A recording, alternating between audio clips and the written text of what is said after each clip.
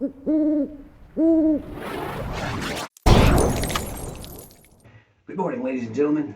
Beaufet's here, coming at you live this morning from my ex-wife's basement with a breakdown of the gear and supplies I'm planning to take with me on this upcoming thru hike of the Appalachian Trail. Like many of you, if you've clicked on this video, I've always been fascinated with these gear breakdowns from luminaries in our field, such as Darwin, Dixie, and Jupiter and Nemore, and so many others. So here's my contribution. I'd like to start by pointing out this little scale from Amazon.com, essential for organizing your stuff and keeping track of how much it weighs, if that matters to you. I'm not an ultralight gram weenie, but I am trying to keep things as light as I possibly can. So this scale and lighterpack.com helps. I've got on the screen right now a breakdown of the different categories that I've chosen on LighterPack to organize my stuff into. The beauty of that application is you can divide stuff up however you want, and you'll notice as you play around there's a lot of different ways to do this. So I'll start with the category of packing and organizing.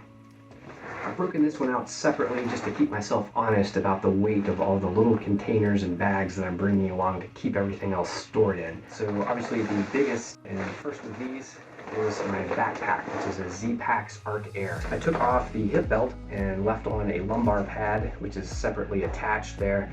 I've added a couple of water bottle holders to each shoulder strap, and I've added an external pocket here for my rain gear. It's super light for an external frame backpack. I love this thing.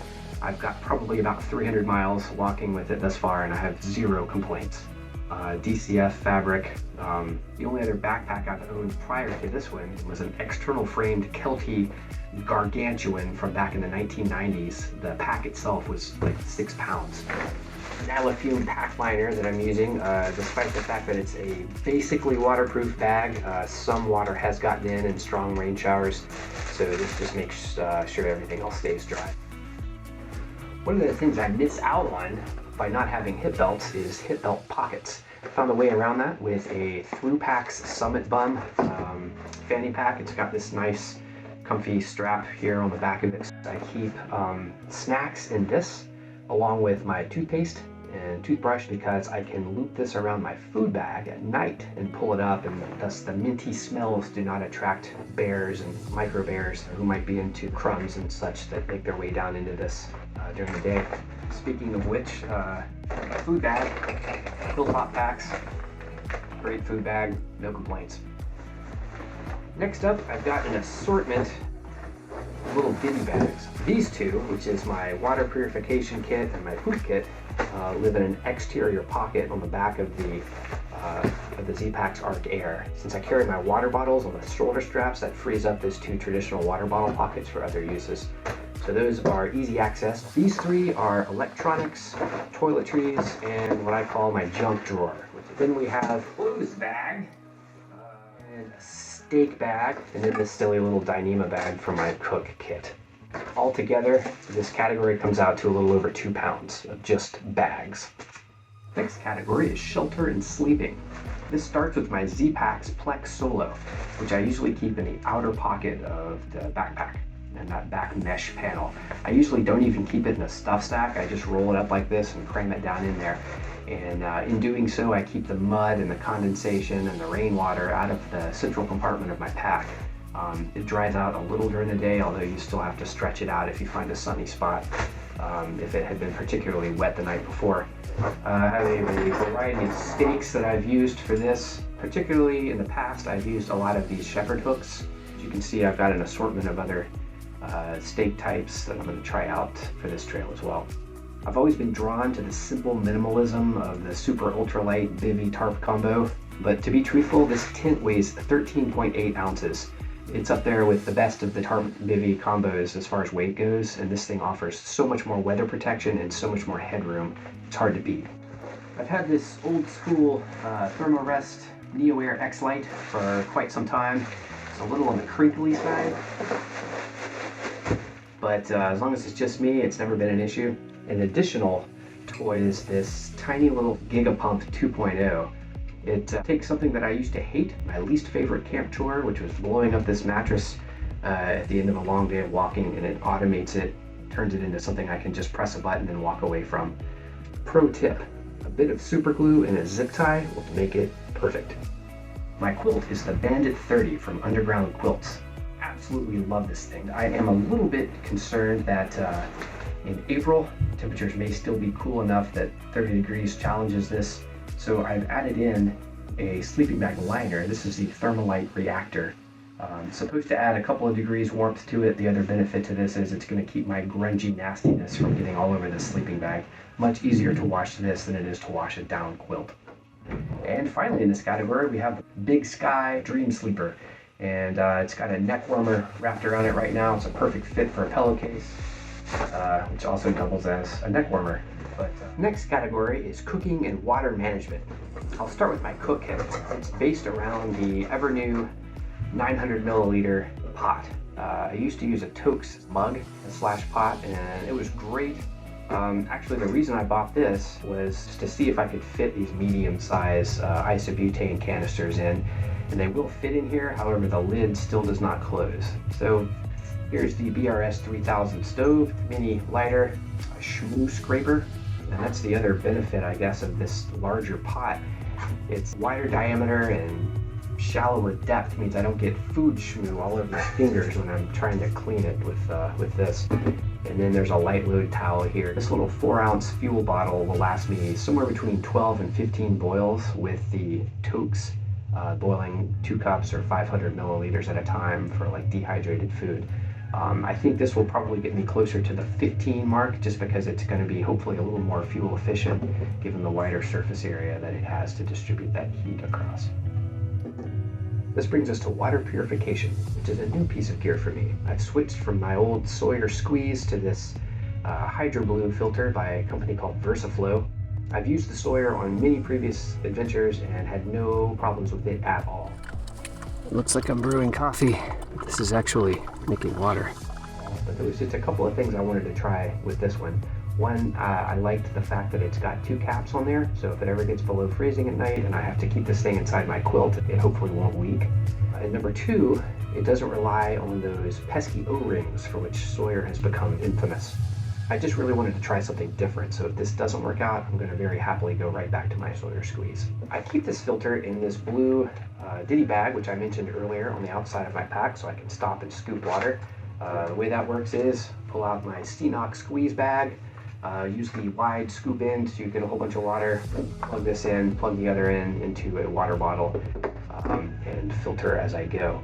Some other contents of the bag here, I have this tiny little collapsible scoop, some purification tabs just in case I have a filter failure, a Sawyer squeeze O-ring in here in case somebody else loses theirs, and I keep a bunch of drink mixes, little powders, so convenient when I stop, add this stuff in too. Additionally, I keep a spare smart water bottle cap.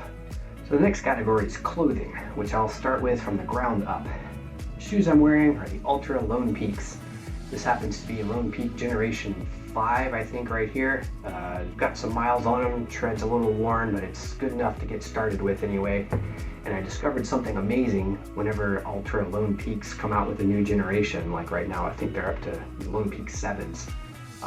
The 5s and the 6s and all the previous generations go on sale. So while this shoe is ordinarily 140-ish, I think, on the Ultra website, you can get the previous generations on Amazon for about 80-90 bucks.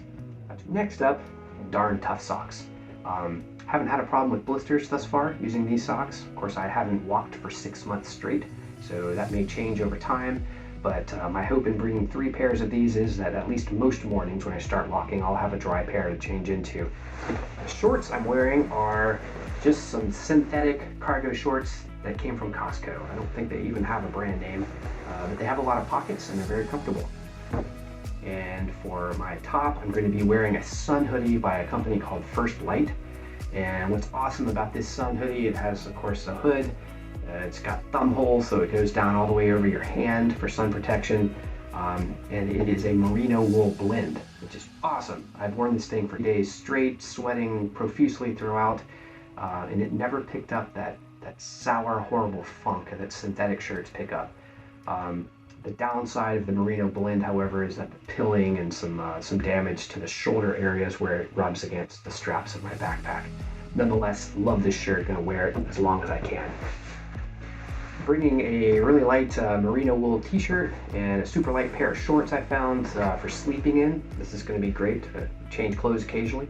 So you'll notice I didn't cover underwear. This is an interesting topic to me. I feel like women's underwear is ultralight by design. It's tiny and it doesn't weigh anything. Unfortunately, the ex officio style boxer briefs that I like to wear are 3 ounces each, which means if I bring 3 pairs of those, that's over half a pound of just underwear. Whoa, this is heavy. There's that word again, heavy.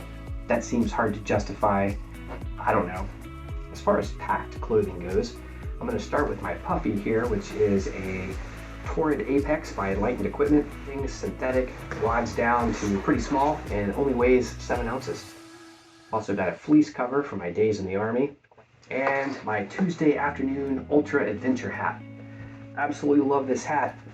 This hat does phenomenal at keeping the sun off my face and it keeps me in a good mood.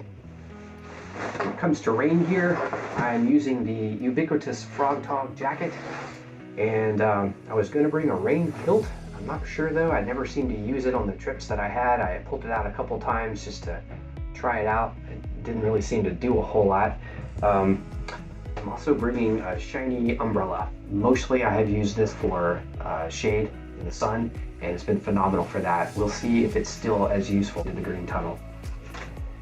And that brings me to our final category, which is miscellaneous stuff. I've got a lot of this stuff contained in my 5 ditty bags, which I'll go over here now. Of course, water purification kit we've already covered. On the outside of my bag is the poop kit. I've got a trowel, good for digging holes, a backcountry bidet. This one is a Kilo Clean, a small thing of hand soap, some doggy do bags, and some toilet paper.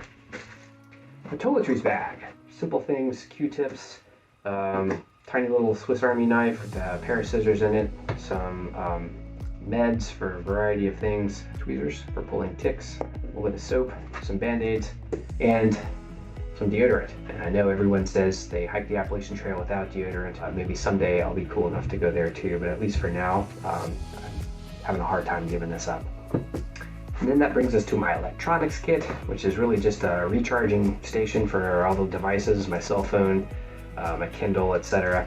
I've got a wall adapter, a variety of cables and adapters that plug into different things, and then the Nightcore NB 10,000, which is, I believe, the lightest battery bank I was able to find anyway. My junk drawer contains the most miscellaneous of all the items in this category. I have a tiny notepad and ink pen next to a package of blister treatment product called Woolet. Like I mentioned earlier, blisters haven't been an issue, so I haven't used this stuff yet, but it reminds me of that old joke about the bear and the rabbit pooping in the woods.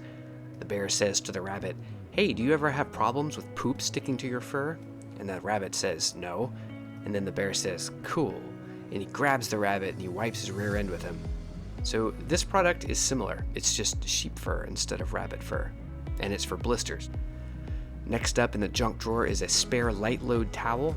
I carry opened versions of this same towel in my tent for interior condensation, and also in my cook kit to help with cleaning and to prevent the items stored inside from scratching up my pot. This one here is just a spare. Next is my repair kit. It fits into its own tiny Ziploc bag and consists of some Dyneema tape and patches, a bit of super glue, a razor blade, a needle and spool of heavy thread, Thermarest's patch kit that came with my sleeping pad, and for anything else, a small roll of tenacious tape. This spool contains 25 feet of Zinget cordage, including small hooks I've spliced onto both the ends to make it easy to use as a laundry line. Clothespins are relatively heavy, so I like to use safety pins instead. And the last item in this junk drawer is a small case for these earplugs. I mentioned earlier this fanny pack. I really think this is a great idea in terms of being able to get out of the tent early in the mornings and just get moving. Of all my bags and pockets, this cavernous fanny pack is by far the easiest to access while walking. I mentioned already that it carries my breakfast and snacks each day, along with a toothbrush and dental floss, but these are all the other items I carry in it. Starting from the left, I have a pair of cheap sunglasses and a little protective bag. I have an older style NU25 headlamp from Nightcore, a small folding knife, a nylon pouch for use as a wallet in towns, and bug repellent, chapstick, and sunscreen for use as needed. Additionally, I sometimes use this fanny pack to carry the gear I'll be using to make videos of this thru hike, which I intend to post on this YouTube channel. That's a Joby grip-tight flexible tripod, a stick pick that turns my hiking poles into a selfie stick, and then of course my cell phone, which I'm using to make this video right now. A few more miscellaneous items here. I mentioned my Kindle earlier. This is a whopping 11 ounces, which is very painful to me. I'd like to stay as light as I possibly can, but this Kindle's been with me for a lot of adventures and I just enjoy it too much to leave it home. Also in the miscellaneous category, a sit pad, 3 ounces, so it's not exactly weightless either, but it is small enough that it fits along with my tent in that outer pocket of my backpack. And then finally, trekking poles. This is Gossamer Gear's LT5. Took the straps off and filled it in with like some silicone sealant here. Never really seemed to use the straps. Additional duties that have been assigned to these include holding up my tent at night as tent poles. They clear spider webs from the trail early in the morning, and they're great for poking at dead things. And ladies and gentlemen, if you've made it this far, that's about it. My thru hike is still 3 months away at this point, and I'm probably going to continue tinkering with my gear all the way up until the night before I leave. So if you have any advice or if you see anything glaring that I've missed out, please let me know in the comments below. And thank you for watching.